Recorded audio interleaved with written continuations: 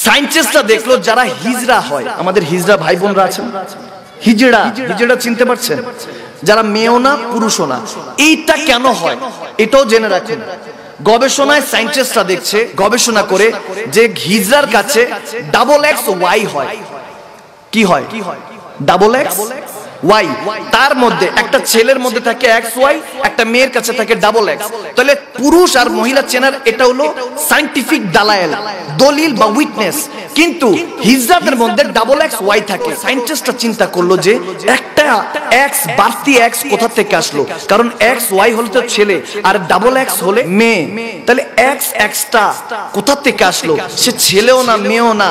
কিন্তু আমার নবী, দয়াল নবী রাহমাতুল্লিল আলামিন বলেছেন, যখন মা বোনদের 3 দিন 5 দিন 7 দিন তারা অপবিত্র অবস্থায় থাকে, হায়েজ নেফাস হয়, ওই অবস্থায় স্বামীদেরকে হুকুম দিয়েছে তোমরা মিলন মিশা অর্থাৎ সহবাস মিলন করো না, কারণ সেই সময় যখন করো ওয়াসওয়াসিসিল খন্নাস, তোমার মধ্যে যে শয়তান, একটা খন্নাস নামের খবিশ শয়তান আছে, সে সামনে চলে আসে। তখন তুমি মিলন করছো না তোমার ওয়াইফের সাথে। যখন মা বোনদের অপবিত্র অবস্থায় থাকে, তখন তুমি যখন মিলন করো, তখন ওই খন্নাসটা আসে, শয়তান দ্বারা ওই মহিলার সাথে মিলন হয়, তখন গিয়ে একটা হিজড়া জন্ম নেয়। নাউজুবিল্লাহ। আমার নবী নিষেধ করেছেন যে যখন তুমি তোমার ওয়াইফের সাথে, বউর সাথে, স্ত্রীর সাথে থাকবা, যখন তার 3 দিন 5 দিন 7 দিন মাসিক যায়, ঋতুস্রাব যায়, হায়েজ নেফাস হয় আরবি ভাষায়, তখন ওই টাইমটা তুমি তোমার স্ত্রীর কাছ থেকে একটু দূরে থাকবা। 5 দিন 3 দিন 7 দিন ক্রস হলে তারপরে তোমরা মিলন করবা, মহব্বত করবা। এর আগে যদি করো, যদি বাচ্চা কনসেপ্ট হয়ে যায়, তোমার শুক্রাণু পুরুষের শুক্রাণু অর্থাৎ XY যদি মহিলার কাছে চলে যায়, তখন ওটা ওই পুরুষের থাকে না।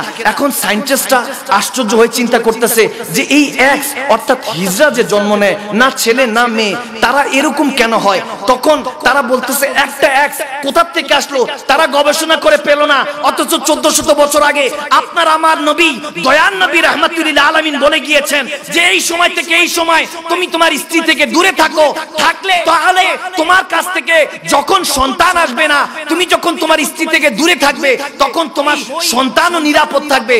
যখন এই ওয়াসওয়াসিসিল খন্নাস, ওই খন্নাস খবিশ শয়তান আর ওয়াসওয়াসা দিতে পারবে না। ওই পবিত্র মুহূর্তে যখন থাকবা, যখন তোমার স্ত্রী পবিত্র মুহূর্তে আসছে, যখন তোমার স্ত্রীর নামাজ এখন হবে, রোজা হবে, কারণ অপবিত্র 3 দিন 5 দিন 7 দিন থাকলে ওই সময় নামাজও মাফ। আমার নবী বলছেন ওই সময় তুমি তোমার স্ত্রী থেকে দূরে থাকলে সন্তান ভালো আসবে। আর যদি ওই সময় ওই মাসিক অবস্থায়, ওই অবস্থায় তোমার স্ত্রীর কাছে থাকো, তাহলে তোমার কাছে ওই শয়তান আসবে। সায়েন্টিস্টরা তো পৌঁছাইতে পারলো না, কিন্তু ইসলাম, আমার রাসূল 1400 বছর আগে মদিনার অলিগলি, মক্কার অলিগলিতে এই কথা বলে গিয়েছেন। কি সুবহানাল্লাহ জোরে বলেন। তাহলে ইসলাম আগে না সায়েন্স আগে? বিজ্ঞান আগে না কোরআন আগে? আওয়াজ দিয়ে বলেন। কোরআন দামি, কোরআনের কথা বুঝতে হবে। এজন্যই আমার আল্লাহ বলেছেন নিজেকে পরিবর্তন করো।